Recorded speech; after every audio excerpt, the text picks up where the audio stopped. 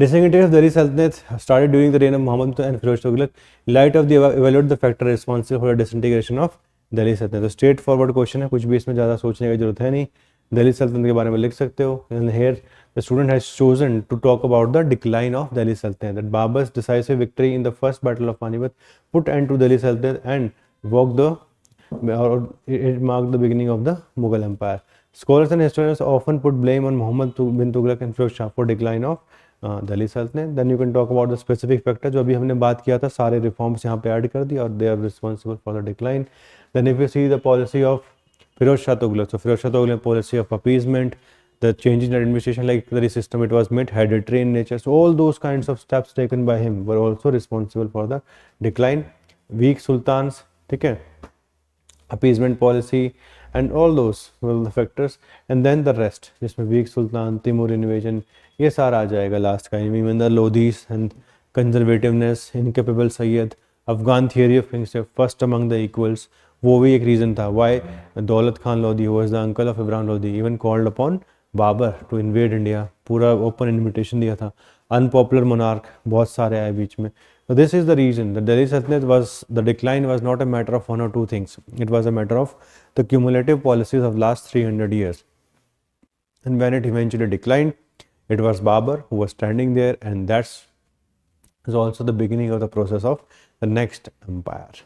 तो बहुत ही basic level question था. इस बार आई थिंक 10 मार्कर में आया भी था. तो same it came from the test series. तो अपना अच्छे से अगर तैयारी करोगे along with the areas where UPSC is expected to make questions, तो अच्छा रिजल्ट आप ऑटोमेटिकली आएगा. बिकॉज आपके पास बहुत ही कंसाइज में अच्छे मॉडल आंसर मिल जाते हैं. And by the way all the model answers have been shared, तो उनको आप एक बार पढ़ लेना.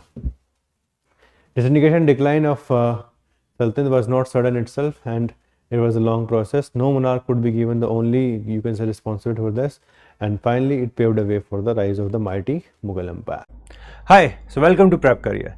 Today I'm going to discuss about a program which can help you in improving your answer writing skills. Answer writing skills, as all of us know, are very paramount for getting maximum marks in optional.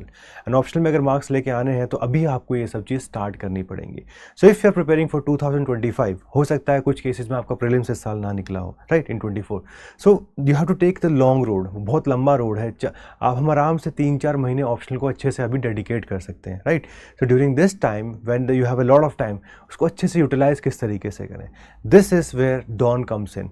Don का जो major focus है वो किस चीज़ पर रहता है कि आप लोग आंसर राइटिंग सीखिए. बिकॉज खुद से जब हम आंसर राइटिंग करने जाते हैं वो रेगुलर नहीं रह पाते. कभी सोचते हैं PYQ लिख दे, कभी सोचते हैं कि PYQ सारे रिपीट नहीं होते. दिस इज ऑलवेज एम्बिग्विटी कि लिखना क्या है, इवेल्युएट कौन करेगा, डिस्कशन कौन देगा. So as a result of this हम क्या करते हैं, 2-4 दिन रेगुलर रहते हैं, फिर छोड़ देते हैं. जो गैप्स आ जाते हैं प्रिपरेशन के अंदर, इन सब को हटाने के लिए we are starting with the Dawn program. This program is going to begin from the 15th. Okay, Monday से स्टार्ट करेंगे. Now how many questions to be covered, तो अब हम धीरे धीरे बात करेंगे. मैं आपके साथ शेड्यूल भी शेयर करूंगा इसका कि शेड्यूल में क्या है. तो बहुत सारे क्वेश्चंस आपको ऑन डेली बेसिस आप लगभग 2 क्वेश्चंस को लिखने वाले हो, ठीक है. एक का आप आंसर लिखोगे, एक पे आप ब्रेनस्टॉर्म करोगे. Brainstorming is one technique which was able to help me in achieving 324 marks. That's why I always promote कि भाई इसको आप जरूर करिए on a daily basis on few questions, so that कि हर बार लिखने का हो सकता है टाइम ना हो. सो आप आधे घंटे के अंदर आराम से एक क्वेश्चन लिख सकते हैं और एक को ब्रेनस्टॉर्म कर सकते हैं. एंड द नेक्स्ट 4 months, है ना, जो 4 महीने ये प्रोग्राम चलने वाला है, you will be able to completely change yourself with respect to answer writing. What should be the approach, तो अप्रोच बहुत सिंपल है. अप्रोच जो होनी चाहिए इस तरीके की होनी चाहिए कि भाई आप अपने सिलेबस को डिवाइड करेंगे as per the schedule itself, and then on daily basis you will write few answers. How to analyse the answers, तो वो हम कुछ तो आपको इवैल्यूएशन करके देंगे ही देंगे. एंड फिर आपको जो डिस्कशन मिलेगा वीडियो, उसके बेसिस पे भी आप इवैल्यूएट कर सकते हो क्या अच्छा है, क्या बुरा है, स्ट्रक्चरिंग और अच्छी कैसे हो सकती है. How to inculcate the discipline, तो डिसिप्लिन का बहुत ही एक ही तरीका है अच्छा, that you can write the answer only for 1 day. जो जिस दिन क्वेश्चन आएंगे उसी दिन आपको लिख के नेक्स्ट डे तक सबमिट करना पड़ेगा रफली, कि 1 बजे आपका आंसर हम अपलोड करेंगे, नेक्स्ट डे 1 PM तक आप वो ब्लॉक हो जाएगी विंडो. और डिसिप्लिन इसी तरीके से आ सकता है. Otherwise what will happen, always there will be large number of pending ones, ठीक है. तो आप पेंडिंग में हमें कभी नहीं जाना है. फोकस रहना चाहिए देखो अपस्किल पे, कि हम अपने आप को अपस्किल करें, right. This is not a program for those student उन्होंने कभी हिस्ट्री ऑप्शनल पढ़ा ही नहीं है, जो पढ़ चुके हैं, एक लेवल का नोट क्रिएशन कर चुके हैं, हो सकता है स्मॉल नोट्स ना हो, एटलीस्ट हैंड आउट्स हैं, तो उनको आप स्मॉल में नोट्स में कन्वर्ट करें एंड PYQs को सॉल्व करें। This is about upskilling, practice होनी चाहिए डेली बेसिस पे। देन मेंटरशिप मिलेगी आपको, है ना, you get mentorship from me also, from other faculties also who are associated with us for the history optional. Then also the coverage going to be massive, पूरा syllabus को ही हम cover करेंगे। This is रफली the UPMC approach which is going to work with respect to this DAWN program. So if you are somebody who is preparing for 2025, तो ये programme आप लोगों के लिए है, ठीक है। ये सारी चीज़ें इसमें होंगी। डेली आपको ब्रेनस्टॉर्मिंग भी करनी है, डेली आपको कुछ आंसर्स लिखने भी हैं, डिस्कशन वीडियो मिलेंगे, मॉडल आंसर्स मिलेंगे, पर्सनलाइज मेंटरशिप सेशन रहेंगे, 4 महीने तक प्रोग्राम चलेगा। 48 आवर्स के अंदर अंदर हम कोशिश करते हैं कि आपको इवेल्युएट होकर कॉपीज़ मिल जाए। So this is something which is from our side, alright. And जैसे हम देखें, देखो कोई भी क्वेश्चन होगा जो आपको आंसर फ्रेमवर्क मिलेगा, अच्छे से हम बताएंगे इंट्रोडक्शन में क्या करना है, बॉडी में क्या लिखना है, कंक्लूजन में क्या लिखना है, राइट। एंड पूरे तरीके से वो स्ट्रक्चर्ड रहेगा पूरा आंसर। एंड फाइनली जो कंक्लूजन भी होता है उसमें हमें कंटेंट एनरिचमेंट बॉक्स डालते हैं, जिसमें हम बहुत बच्चों को हिस्टोग्राफी में दिक्कत है कि मैं इसमें क्या करूँ, तो हिस्टोग्राफी भी यहाँ पे तरीके से दी होती है। सो इस तरीके से आपके पास बहुत अच्छे मॉडल आंसर्स निकल के आ जाते हैं and side by side you are able to improve your answer writing. अब देखो हमने क्या किया कि रफली 20 दिन में पूरे सिलेबस को डिवाइड किया है, 20 डेज ना, तो रफली 1 महीना आपको एक पार्ट में लगने वाला है। If you see like starting for 15 तारीख से आपको कुछ वीडियोस दिए जाएंगे, initially 7-8 videos which are related with answer writing, because answer writing करने से पहले आपको थोड़ा सा पढ़ना भी तो पड़ेगा, थोड़ा समझना भी तो पड़ेगा आंसर लिखते कैसे हैं, तो वो फर्स्ट वीक आप उसमें स्पेंड करिए।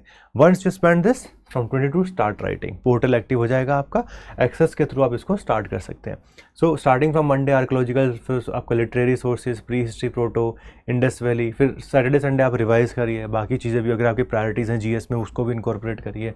Then week 2 again ancient India, week 3, week 4, तो लगभग आपका जो वीक 4 होगा वो लगभग फिनिश हो जाएगा बाय 16th ऑफ अगस्त आपका एंशिएंट फिनिश हो जाएगा। तो लगभग 4 महीने देखो ये प्रोग्राम चलने वाला है, और आपको डेली बेसिस पे ये ध्यान रखना कि भाई जो पोर्टल का एक्सेस है वो 1 दिन के लिए मिलता है for writing answers, okay. So that is something which we see hair.